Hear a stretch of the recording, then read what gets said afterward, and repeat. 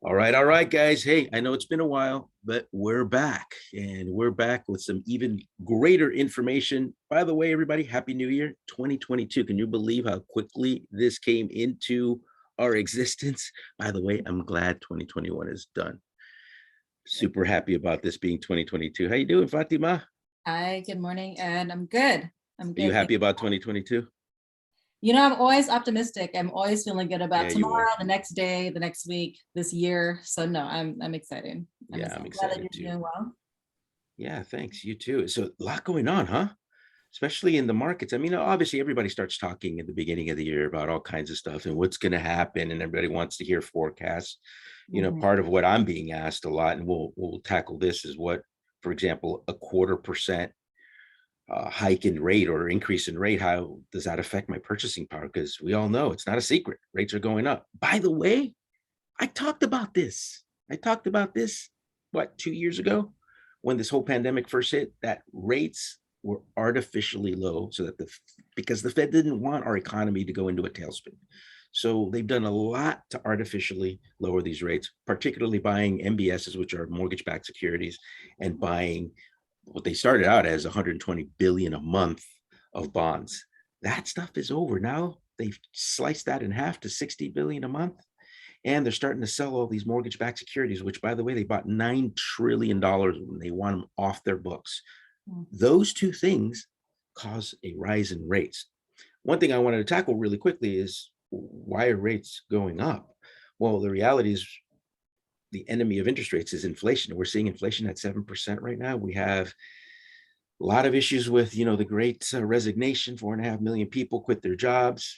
Businesses are having trouble hiring. So guess what that does to wages, right? We also have a supply chain issue, and prices are going through the roof. Look at gas, look at milk. Last time you went grocery shopping, I'm sure you looked at the bill going, what?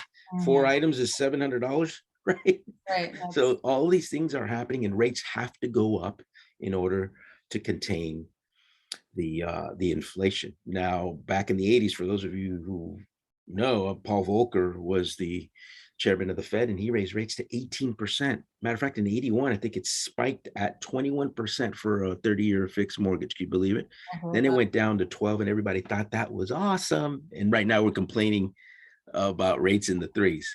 By It's the way, really quickly, rates before the pandemic or pre-pandemic were in the fours, about 4.25. So I know we have short-term memory problems, but that's the truth. I thought even it was like an average between 5 and 6% too. No, not pre-pandemic. We were still in Sorry, the not fours, but look at us now. pre-recession. I'm sorry. I was thinking about pre-recession. Yeah. But pre-pandemic, we were 4.25%, and now people are complaining because we're in the threes. Yeah, sure, it's not 2.5% artificial, which is what you could have gotten months ago or a year ago. But look, no reason to jump off a bridge. Matter of fact, I would say now's the reason to put your emotions in check. The question is, and I've said it other times, is how badly do you want to buy a house? That's the truth. Do you want it bad enough? Because this is the year. Tell me about prices. You think prices are going to come down? Geez, I haven't even seen it come down. And every year, everyone's asking, when is the market going to drop? I mean, as long as things keep the way it is and inventory is low, it's always going to go up. So the biggest thing is, it kills me because years ago when I've known people who waited and didn't do anything because they thought it was too expensive, they could have gotten a house.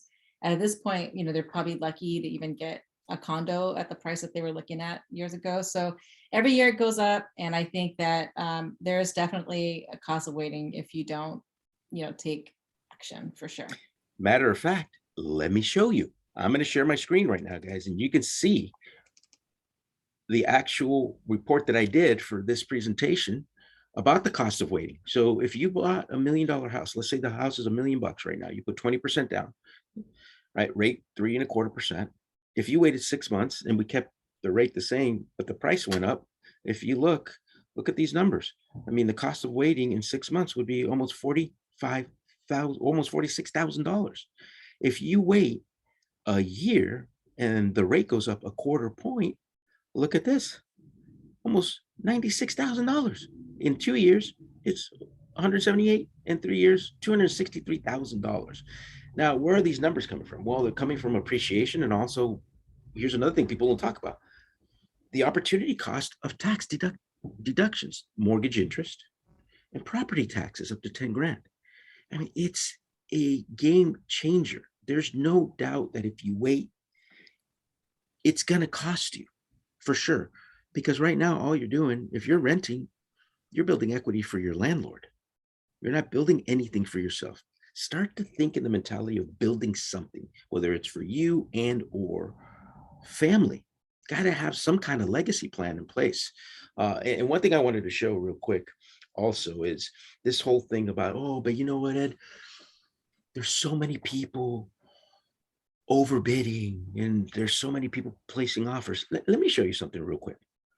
If you were to buy $1.5 million house in San Francisco, let's say it's listed at $1.5 million, and you were to decide instead of $1.5 million that you were going to offer 100 grand over, meaning 1.6 million, did you know that in 8 months you will recoup that 100 grand? Because that's how long it's going to take for that house to appreciate $100,000. Look, here's what I love about numbers. They don't lie. They're not emotion. There's no drama or emotion to this. These are numbers. Numbers don't lie. The difference is staggering. So let's finish off here by talking about renting. What if you, instead of buying that $1.5 million, you decided to keep renting at 5 grand a month, because that's about the equivalent. Even though dollar for dollar, your cash flow is negative, look what happens in 10 years. In 10 years, you will have a net gain of almost $2 million. Whereas if you're renting, what's your net gain? This number is zero. You have nothing. So these are the kind of things that we're talking about, is not allowing your emotions to get in the way and just go by the numbers.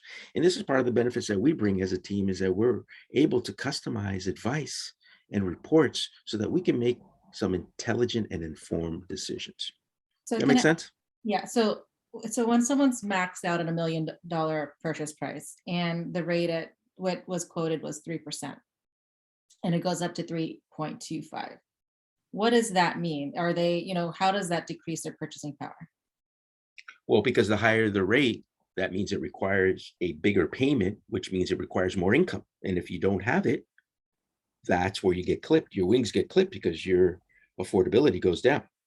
So Now, is it like, do you think it's their purchasing power goes down to 975 or 950? Like, what is that? What would you say? I would say probably, look, and here's the other part too, is I like to time the markets. So I don't just go by what the rate is it's saying me right now. I look at trends, I look at charts to then advise clients of when I, as a professional of 21 years, recommend when to lock in the rate. But let's just say it is 0.25%. So 0.25% is gonna be, well, look at the payment. Let's look at the payment differential of what I showed you before. Let's look at the cost of waiting. So the payment differential, if you look here, let's look at where my payment is. Give me 1 second. Payment differential on a quarter point is going to be, where are we at here? Where's my payment? I think it says, it shows. There it is. Okay, so the payment differential of 0.25% is going to be about $400 Okay, so if on someone this. In this case, in $1 million, right? Payment okay, differential. that's a lot. So I mean, so either if your max, you don't have any extra money and your max, your absolute max is $1 million approval amount, then you may have to be at 975 or whatever that number is. It's gonna you're gonna lose that purchasing power to be able to. However, Mhm. something we haven't talked about yet. Look, folks, every single day, there's not a singular rate. You have between about 10 to 23 different interest rate options. What do I mean by that? You could pay what are called points.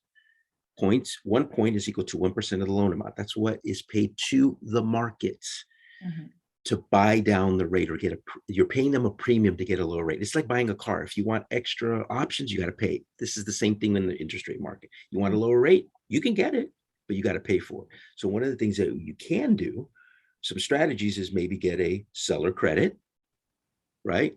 Maybe start making phone calls to get some gift money and use that money to buy down the rate back down, so that your purchasing power is either greater or the same as it was before the rate went down. Does that make sense? No, absolutely. So yeah, there are options for sure. And so just to Got to go get creative. a little bit with what Ed's going for. So usually when we have a client that gets pre-approved, there is an initial estimate rate of that day's rate.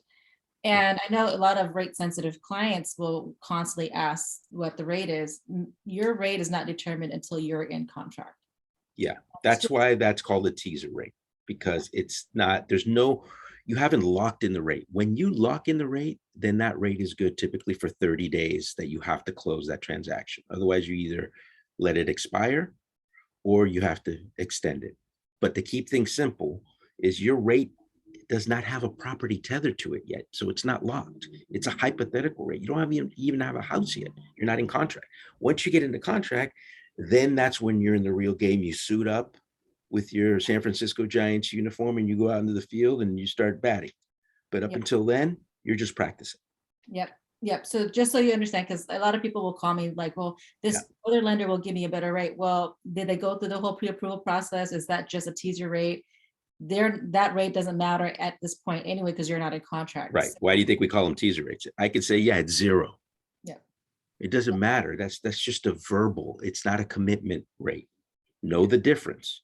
Yeah. You want to go with people that are recommended and referred to you. You don't go with just somebody because they called you out of the blue, and that's not how you're successful. You got to create your tribe, your financial tribe. And we'll do another video of what that financial tribe looks like and the dynamics. But for now, keeping it simple, just go with the people who recommended you, people that you trust at the end of the day, right? Absolutely. We all know there's a lot of scams out there, and anybody can say whatever they want. But at the end of the day, I'll see you in court, right? When they're scamming people.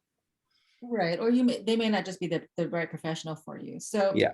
So anyway, so that's the reason for this video is there's a lot of questions about rates going up, and we just want to explain what does that mean.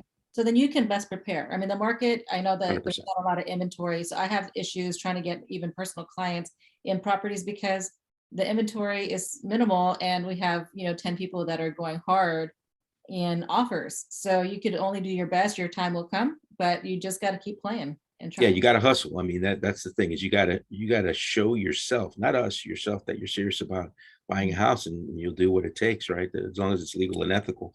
But just remember this: last year, nationwide, the average appreciation was 18%. Is that going to be that this year? Probably not, because when rates go up, typically demand goes down, but prices are not going down. Don't wait for that, because you're going to wait all the way until you're 6 feet under. Any parting Just recommendations or suggestions? just like you said, really keep your head, keep straight, go forward and just keep pushing. It takes courage to buy real estate. It takes courage and guts. And you just have to trust the people that are by your side to guide you. But I would say just don't give up. You could get pretty tired, but I would say don't give up. Yeah. And you're right. It does take courage, but that courage is very profitable. It pays off, especially in the medium to long term. And in California or highly appreciating areas like Austin and other places, man, the payoff is well worth the sacrifice and that courage. All right, guys, our phone numbers are right there. Reach out to us. We're not here to sell you anything. We always lean in with advice and being honest and transparent and authentic. So have a great day, and we will see you on the other side.